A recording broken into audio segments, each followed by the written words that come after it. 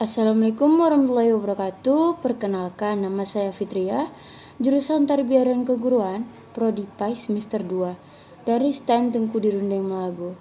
Saya ingin mempresentasikan makalah saya yang berjudul Filsafat Alam sebagai Sikap Demitologi. Saya akan membahas tentang 4 rumusan masalah. Yang pertama itu apa yang dimaksud dengan filsafat alam, yang kedua sejarah munculnya filsafat alam, yang ketiga apa yang dimaksud dengan filsafat alam sebagai sikap demitologi, yang keempat siapa saja tokoh dalam filsafat alam. Yang pertama, pengertian filsafat alam. Filsafat alam adalah istilah yang melekat pada pengkajian alam dan semesta fisika yang pernah dominan sebelum berkembangnya ilmu pengetahuan modern.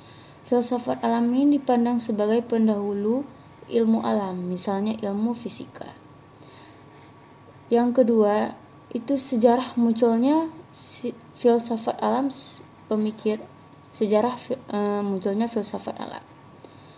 Pemikiran filsafat bermula ketika orang Yunani kuno ini mulai mempertanyakan tentang asal-usul dan asal mula alam semesta, apalagi pada waktu itu ritual dan penyembahan dewa-dewi ini sangat berkembang pesat.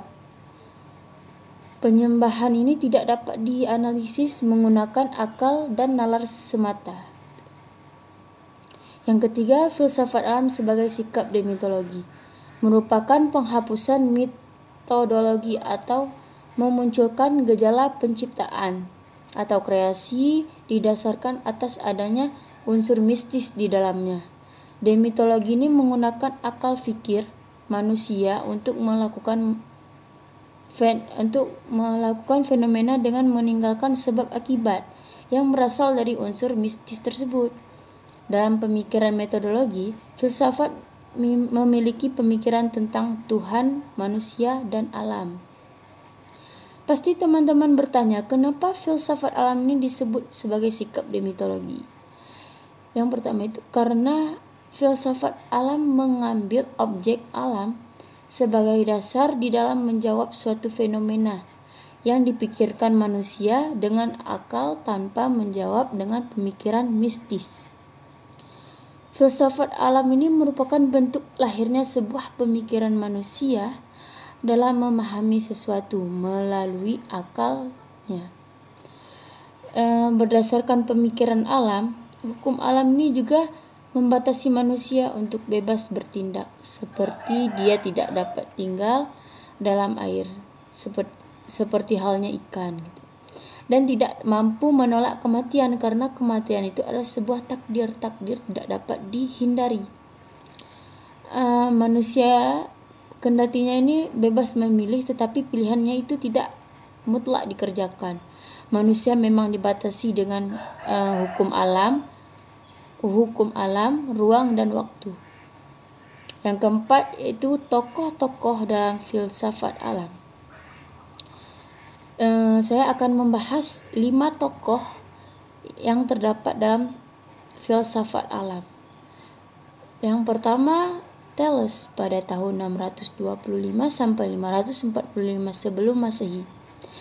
Pemikiran yang sangat terkenal adalah zat utama yang menjadi dasar semua kehidupan, yaitu menurut Thales ini air yang cair itu adalah pangkal pokok dan dasar dari segala-galanya, dan segala sesuatu berasal dari air dan akan kembali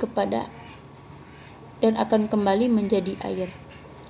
Yang kedua, Anaximandros pada tahun 610 sampai 547 sebelum Masehi. Ia mempunyai prinsip dasar alam. Memang tersebut bukanlah dari jenis benda alam seperti air yang dikatakan oleh Thales tadi. Yang Anaximandros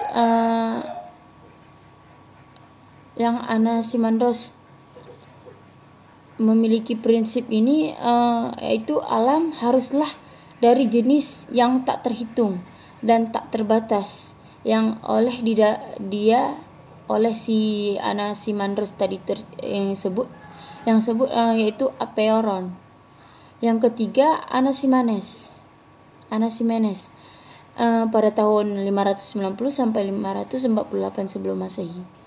Bahwa intisari alam atau dasarnya pertama ialah udara, karena udara adalah hal yang meliputi seluruh alam, serta udara pula yang menjadi dasar bagi manusia yang amat diperlukan untuk bernafas. Karena manusia ini butuh udara untuk kelangsungan hidupnya. Dan keempat, Demokritos pada tahun 460 sampai 360 sebelum Masehi. Menurut Demokritos, bahwa anasir yang pertama adalah api. Karena api terdiri dari atom yang halus, licin, dan bulat. Kita sebagai manusia bergerak dengan menggunakan atom api yang tersebar di seluruh badan kita. Jadi kita bergerak dengan gesekan atau atom-atom api yang tersebar. Yang kelima, Heraklitos. Heraklitos ini berpendapat sama seperti Demokritos tentang atom api tersebut. Dan kesimpulan dari makalah saya, yaitu filsafat Yunani kuno biasanya disebut dengan filsafat alam, karena pada periode tersebut ditandai dengan munculnya para ahli pikir alam, di mana arah dan pusat pemikirannya ini kepada apa yang mereka amati di sekitar, merupakan yang melekat pada pengkajian alam dan semesta fisika. Yang pernah dominan sebelum berkembangnya ilmu pengetahuan modern. Filsafat alam ini sebagai sikap demitologi memiliki kepentingan bahwa penggunaan akal pikir yang muncul dan akan berkembang berbagai pemikiran untuk mengetahui intisari alam guna menghilangkan kepercayaan akal akan hal-hal yang bersifat metodologi. Jadi cukup sekian yang bisa saya sampaikan. Lebih dan kurang saya mohon maaf. Saya akhiri, wabillahi taufiq wal hidayah. Wassalamualaikum warahmatullahi wabarakatuh.